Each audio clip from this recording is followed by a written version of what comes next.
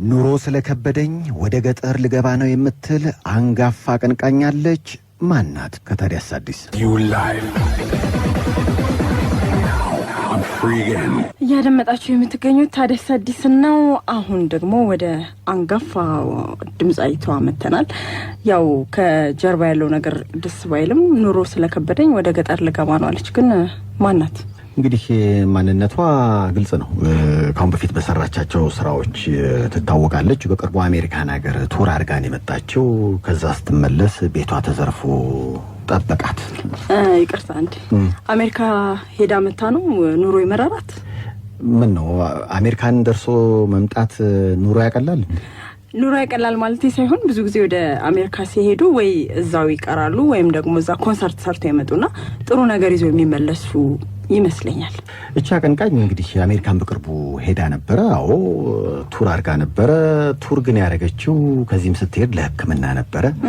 ከዛ በኋላ ደግሞ እሷን ለመርዳት የተለያዩ ገቢ ማሰባሰብ ስራ ተሰራ። በዛም የተፈለገውን ያህል አልተሳካም። እንግዲህ እሷ እንደምትለው ከሆነ ግድ የለም እዛ ከመሆን ለሕክምናውም ስላልተሳካ ወደ ሀገሬ ብመለስ ይሻለኛል ብላ ስትመጣ ደግሞ እዚህ ቤቷ ባዶ ሆኖ ጠበቃት።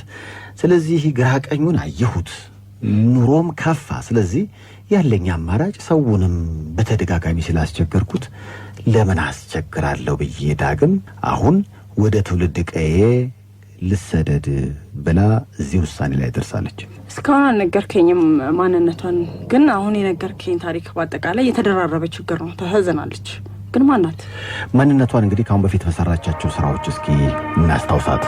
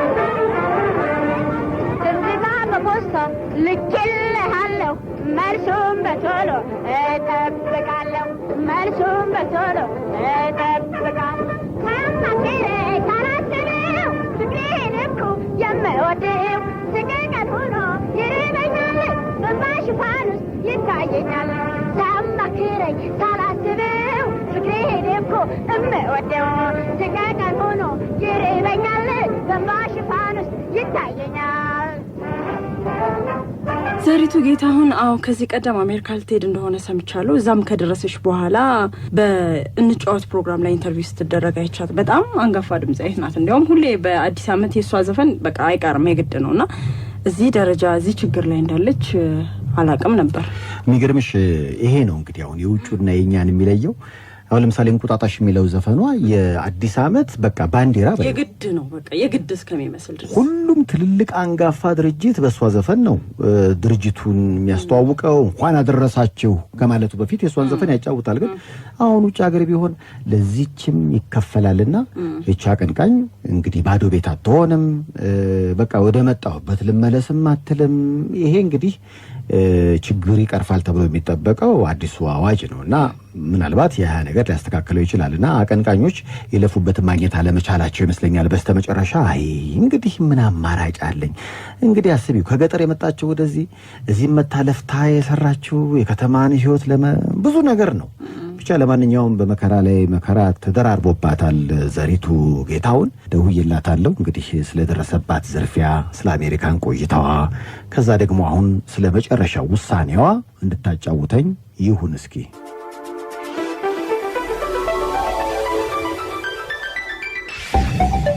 ዘሪቱ እንደምን ነሽ ደህና ነኝ እንደምን ነሽ ብዬ ሰላም ናችሁ እግዚአብሔር ይመስገን ደህና ነኝ አሜሪካን ቆይተሽ መጣሽ አሉ አዎ እንዴት ነበረ ጉዞው ጥሩ ነው እግዚአብሔር የተመሰገነ ይሁን በኮሚሽነር አሰንሽፋ ምክንያት ከኢትዮጵያ አየር መንገድ ትኬት ተሰጠኝ ደርሼ መጣሁ ሲሄድ ግን 9,000 የታክሲ አለብሽ ተባልኩ ትኬቱን ታገኘው በኋላ እንደገና እሱንም ሰራዊት 5,000 ብር 4,000 ብር ጥበበ ደበበ ከነ ወንድሞቹ ሞልተው ላኩኝ እግዚአብሔር ይስጣቸው የአዲስ አበባ ህዝብ ወርቅ ይዝለብበት እኔ በበኩሌ ከታመንኩ ጀምሮ አሉ የሚደግፉኝም አሉ በሐሳብም በአንዱ በጸሎትም እኔ እንጃ እሄ ነው ብዬ ለአዲስ አበባ ህዝብ ማወራው ነጥብ የለኝም ከዚህ ስቴጂ ለህክምና ነበር ህክምናው ተሳካልሽ በአሜሪካን ምን ህክምና ከዚህ ገንዘብ የለኝ ይልስብኝ አቅሜ ባንችለው ላሳፍናትና ቀረች